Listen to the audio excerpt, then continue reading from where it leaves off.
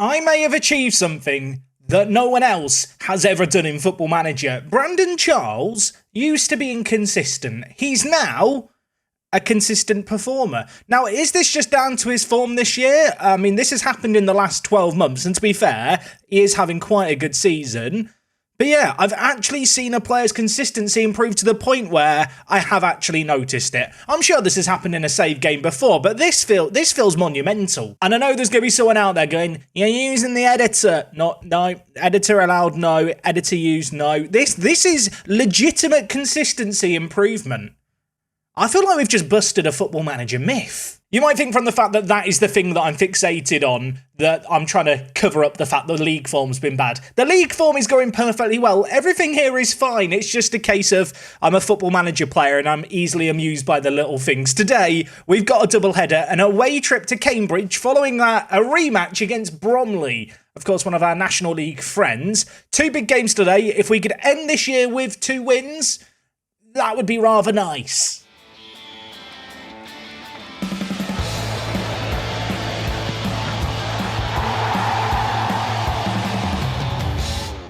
Yes, folks, how is it going? Welcome back to Park to Prem today. As I've already said, 2 matches coming your way. We are fully fixated on League 2. It is Boxing Day. It is right before Christmas. The transfer window is going to be opening soon. We are going to be losing a couple of players, including Sam Roscoe, who has just been playing with the kids and has been suspended because I guess he's getting too many yellow cards playing for the B team. Although looking at it, no, instead he got sent off. You might be wondering, how much am I selling him for? I'm giving him to Dagenham. He's their problem to deal with now. Of course, our Conte and Connolly are also going to be leaving us, but I'm very, very excited to have Tim finally being registered. Next episode, he gets to make his live com debut in the league against actual opposition that should prove a good test. I'm really hyping him up. He's played in all the different cup games and not scored yet. Now, since you were last here, 7 matches played in the league, 1 in the cup as well. 1 in the cup that I really don't care about. At what point do I start caring about the Papa John's trophy? We've knocked out Arsenal's under-21s, which in itself feels like quite a good feat. If you're wondering, who have we got in the next round? Well, I can show you here. Norwich's under-21s. Is there...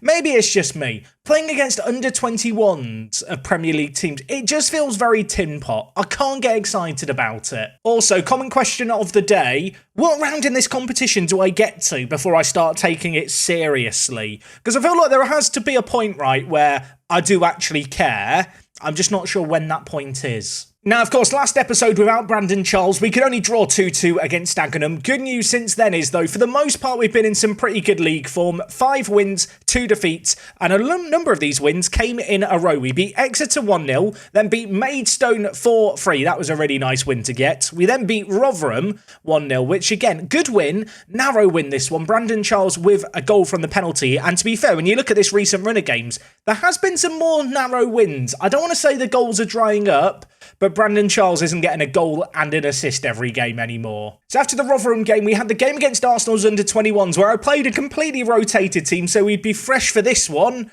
And then we lost 2-0 against Crewe. This was just a game where the strikers weren't really on it. We had some chances, we created a lot, we just didn't really have any end product. 57% of possession, you can see, looking at the XG story. On another day, we might get something here, but ultimately, if you don't score, you can't win. We did bounce back with back-to-back wins, those against Swindon Town and Maidstone United again. Yes, we've played Maidstone twice in a matter of weeks. 4-3, 5-3. Turns out when we play them, goals are guaranteed in this match with 5 goals, if we just look at it. A variety of goal scorers. Phillips grabbed 2, though, and this is monumental because it's the first 2 league goals he scored in League 2, and he is going to be playing for us today because, if I can find him, Robbie Smith is currently out for 4 to 5 weeks. So Phillips has gone from the man who couldn't score at all to scoring 2, and now I'm pinning all my hopes, dreams and aspirations on him on the left-hand side. Probably a little bit naive. Our most recent game, a super disappointing one this. We lost 1-0 against Halifax Town. Halifax Town are not very good, but to be fair, they actually looked dangerous, dare I say, in this game. Their goal scorer was McCarron.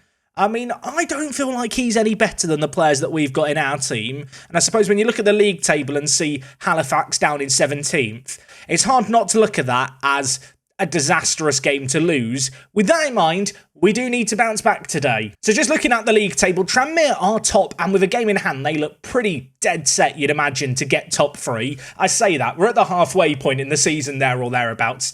As for ourselves, Rotherham have got a game in hand on us, but we are 4 points clear of Sheffield Wednesday, and it's almost an extra point because of our plus 22 goal difference. Yes, we've scored 61 goals this year. Unfortunately, we have also conceded 39, which makes our defence the 5th worst in the league. But then again, when you play the system that we play, I feel like that's par for the course. So in terms of the season's top performers, Brandon Charles, unsurprisingly up here. Our new consistent Prince looks very, very good. It was in fact mentioned, I think, yesterday in an episode that he was no longer inconsistent. So I don't know what the swing from inconsistent to consistent is for a player to get consistency. Maybe someone out there knows. Either way, he has been the consistent force in our team. Elsewhere, though, Robbie Yer has been very good this year. 11 goals in 24 games is nothing to be embarrassed by. It's just a shame that his teammate is Brandon Charles, who we're always going to compare him to. Elsewhere, 2 players who are on really, really good ratings at the moment are record transfer Jay McGrath, 7.41 rating for him.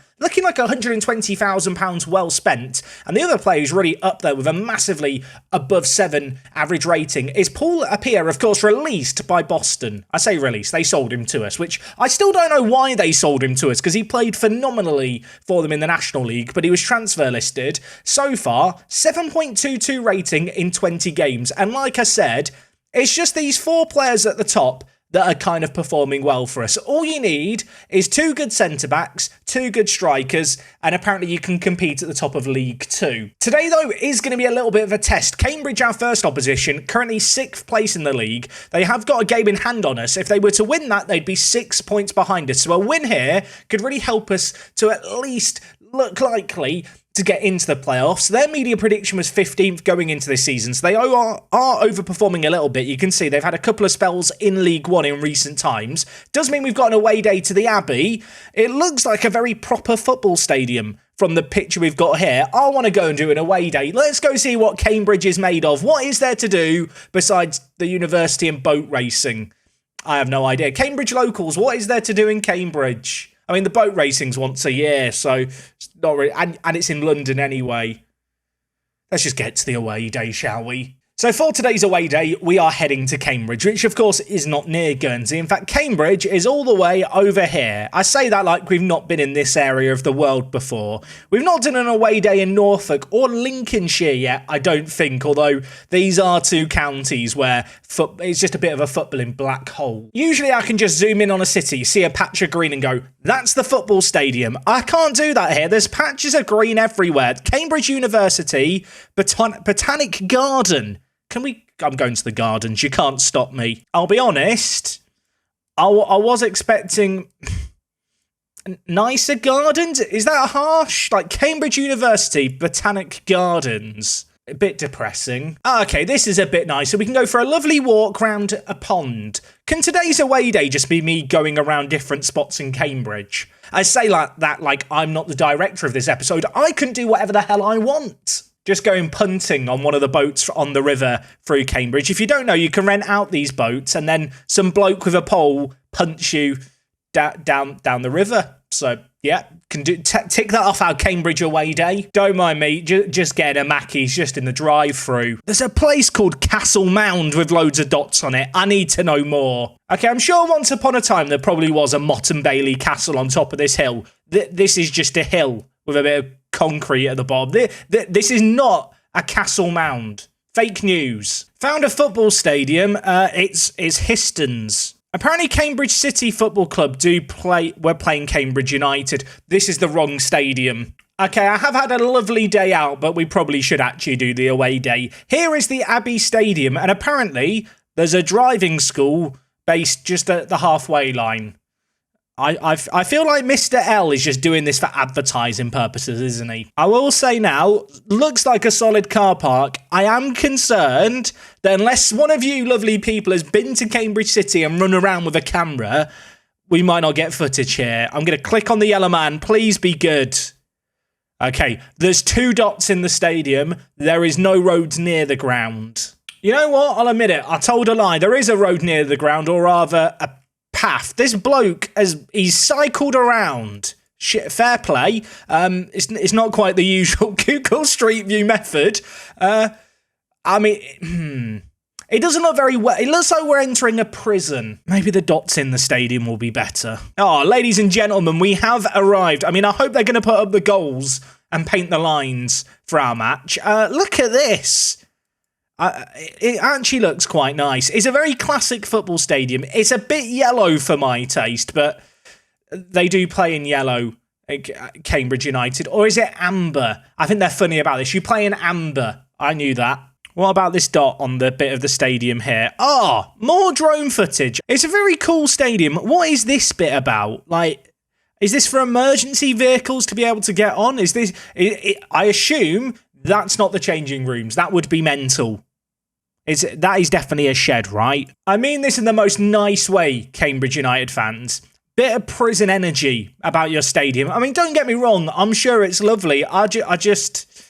It doesn't feel warm and welcoming. That's all I'm going to say. I'm not sure if it'll go down as a classic away day, but I had fun punting. I enjoyed visiting the castle. The Abbey Stadium, though, 4.5 out of 10. No, 4 out of 10. 4.5's too generous. So going into today's game, obviously we lost that last game against Halifax, which was bitterly disappointing. And in fact, if you just look at the average ratings for the last 5 games, we are struggling a little bit. I mean, centre-backs are doing well. Robbie Year's doing well. Brandon Charles on a 6.82 for his last 5 games. He is having his first rough patch of the year all season. Hopefully he can turn it around today because we need him for this game. Away from home against Cambridge is not going to be easy. Of course, Appiah and McGrath locking it down at the back. Sorry to any Joe Rogers fans. He's not going to be in the team for a little bit. I don't think. I just can't find a spot for him. Right, we are going to get into this game here, taking on Cambridge United away from home, and an immediate kickoff highlight. Are we going to be singing in the rain or crying in the rain in the next couple of moments? We're about to find out as Cambridge are coming forward immediately. McGrath wins his header, but only as far away as May. Clark inside, Lee, one-on-one. They've scored after 20 seconds. It's offside. It's offside. I knew that. I knew that. Everything's fine. I'm calm. It's not been the most iconic of matches so far. Yet to see a breakthrough. Half an hour played, although ball whipped in. Not a good defensive header, and Carlton. I mean, he's held on to it. I'm hoping that's not the end of the highlight. We've been waiting a while, Football Manager, for something to happen. Can Carlton make something happen here? Goes long. Stewart doesn't take the ball down, but Kelly does well to battle for it. Back into a wide area. Charles trying to win the header for Panny to maybe run onto. Few players on bookings for both teams here. Both teams are going to have to be careful. And while Phillips is at the back post, and Owen Phillips, I've thrown him in the team because he scored 2 goals in 1 game for the first time all season. He's got his 3rd goal of the season. Never doubted him. It was not a good defensive clearance initially, but Charlton picked out his man, far post. Phillips is uncharacteristically good in the air for the kind of players we traditionally play in the wider of the free striker positions, but on that occasion, his heading abilities come up trumps. 5 minutes left of the half. We have the lead here. It's been a weird game. There's been, well, the odd chance here and there, but when you look at the total shots, there's been definitely a lack of end product at the end of all of this. At the break, 1-0. Surely the second half's going to be better. Free kick for Cambridge United in our half. We've got to be wary here. I'll tell you what, I don't love Carlton's positioning. And well, with the ball laid to Lee, this could be something off the training ground. Job with it. Heffernan now with it. And I'll tell you what, they've done us there with a set-piece routine. Now, whether or not you can even set that up as a set-piece routine that your players do in Football Manager with the current creators, I don't think you can. I mean, please correct me if I'm wrong. It's well worked. I mean, it's weird. Is this a weird goal? Have you seen a goal like that this year? Carlton didn't cover himself in glory. It's 1-1. Not a good start to the second half. Okay, an hour played here. I don't like the number of players on bookings, so I'm going to change things up. Trey George is going to come in. Jack Charlton, he did get an assist. I'm going to keep him on. But Callum Williams, top earner, he's on a 6.2 again. This man has been dog-do. I might sell him in January. I don't know why anyone would be interested in him. Elsewhere, you know what? We're going to bring in Ben Acey to play at centre mid. Brandon Charles on a 6.4 makes me feel sad. He's a man we've lent on heavily this year, and when he's going for a run of form like he is at the moment, you do wonder where the source of goals are going to come from. Of course, we're currently taking on playoff opposition away from home. At the start of the season, to be going toe-to-toe with Cambridge, I would have been delighted with. Given where we are right now, I know how critical matches like this are going to be. If we can grind out wins from matches like this, it is really going to make a meaningful difference come the end of the season. And it's for that reason that I am going to continue to play on the front foot here, despite being the away team. Throwing on the far side, Cambridge have definitely been the better team in this second half. The ball's whipped in, Appiah heads it away. It's not a very good defensive header, but we're bailed out by Trey George, who wins it well. Maybe a chance of a breakaway here as well. Phillips, not the quickest player in the wide area, lays it to Robbie Yer, and that is an incisive counter-attack for Robbie Yer's 17th goal of the season. Trey George won the ball, did really, really well actually as well to pick out Phillips there, in behind the wing-back. The centre-back moved over, and with that, we had a 2-on-1 situation in the box. The finish at the end of it was actually really good as well. Love that from Robbie Yer. 2-1 here. Stewart with the ball, playing as that roaming playmaker. Lovely ball over the top to Charlton, who, I mean, was that a shot or a cross? Answers on the postcard. I don't know. Whatever it was rubbish. Not what I want to see from our players with 12 minutes left here. But Trey George, who's looked a bit like an inspirational change off the bench, is going to play in Robbie Yer. And you really got to be hitting the target from there. 4 minutes left. I was about to do a shout. I might not have time. Corner going to be floated to the back post. Yer gets it away, but only as far away as Clark, who's going to hit it. And McJanet has headed it in. I was looking at the linesman hoping for a flag. The flag never came. It's 2-2. I mean, is 2-2 just the magic number? It was 2-2 against Dagenham yesterday. It's 2-2 again here. They've got gazebos. They've got the power of gazebos on their side. How am I meant to compete with that? I realise if you're a newer viewer, you're now sat wondering, why is he going on about gazebos? If you know, you know. If you haven't watched earlier Park to Prems, you're missing out. It's going to finish 2-2 here, isn't it? It is. This is the kind of game that I look at, and when I look at our bench, we do just maybe lack a little bit of depth, a little bit of quality in terms of game-changing players that we can bring on to swing a match. I think that is something we are going to struggle with this year. I mean, it's not the end of the world. It's a draw. With it, we stay in second place. Elsewhere, it looks like Rotherham slipped up. Indeed, they did. They lost to Rochdale, so it's a good result for us. And you know what? Truth be told, a draw against Cambridge isn't actually that bad, I think.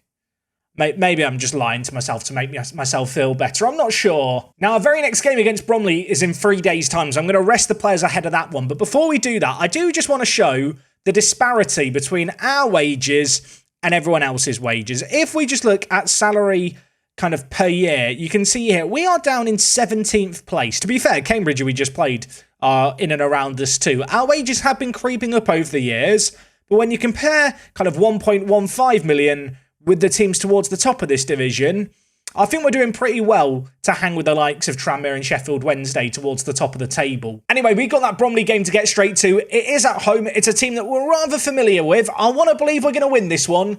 Let's go make it happen, shall we? So for this second game today, rather familiar opposition in Bromley. Of course, a team who were battling with us back down in the Vanarama National League. Last year, they finished 13th in this division. Currently, they're in 15th. They were actually at one point right up there with the playoffs when I first kind of bookmarked this episode as these are the games that we're going to do for it in Bromley and Cambridge. Naturally, you do that, and then Bromley start playing quite badly. I mean, to be fair, they are only 5 points away from the playoffs, so they are going to be desperate to win this one. And half the heels of the last game, I'm keen to just see a more inspiring performance, to be honest. So in terms of team news for this game, I am making a couple of changes. At left-back, Gallagher is coming in to play left-back. I have been so unimpressed with Callum Williams, I've just decided to drop him. Elsewhere in the team as well, a couple of midfielders that weren't really performing that well. Liam Stewart and Panny, 6.56 rating, 6.66. Not doing it for me. Feel like rotation is necessary anyway, especially at this kind of super busy point in the season. It doesn't get worse than the Christmas period, really, this year. So with that in mind, Lewis Ferguson is going to come in and play roaming playmaker. He has still not got a contract signed beyond this year. He thinks he's worth £1,000 a week.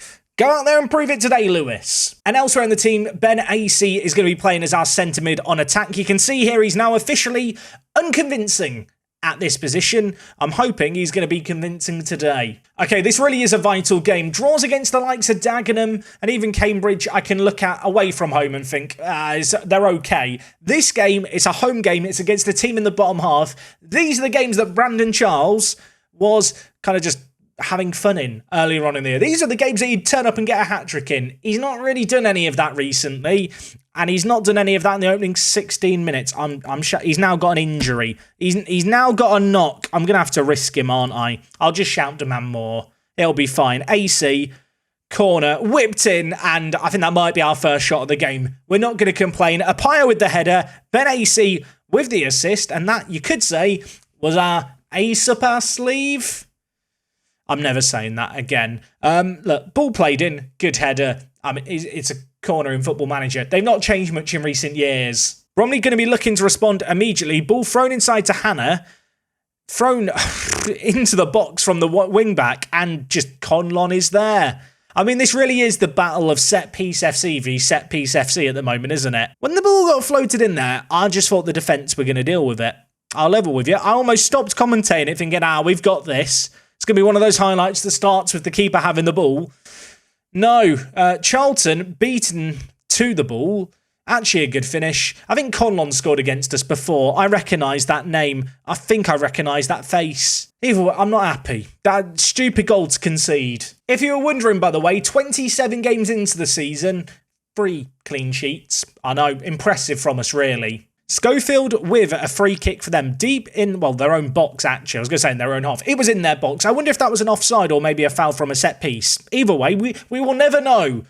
What I do know is Brandon Charles, despite having a knock, is still on the pitch and, well, he's a little bit involved in the play here. AC already got 1 assist, back to Apaya. McGrath now with it, going to play the ball to Gallagher, who's been thrust into the first team today. Would love to see some magic from him to justify my decision. We've already seen it from AC in midfield. Here he is, the man of the moment, Gallagher. What can you do? He's going to lump it forward for Yer to get his head on. Unfortunately, no one following it up. But we've got the ball again here. Kelly dinks it. Charles is there. And that is a sensational finish, assuming he's onside. He is onside. He's doing a roly-poly in the rain. And on a wet, I think this is a Saturday. I will go with it. A wet Saturday. It's actually a really good finish by Brandon Charles. On the volley, keeper goes down, has to gamble on the effort, and he's placed into the other corner. It's 2-1, 5 minutes left of the half. All is forgiven. Conlon's over a free kick. I don't want another set piece. What's happening? Why is there another set piece goal? Bromley, they're like old Stoke. I say that because Stoke have reinvented themselves. They are like old Stoke, set piece FC, enemy of football. Of course, naturally, as we are now hit half-time, ignore the fact our first goal was from a set piece too. You know it's serious today because I'm going to click on a gesture. I'm going to tell the players to go out there and give the fans their money's worth. I feel like any team talk that involves the fans has never worked here. Defence, you've been woeful.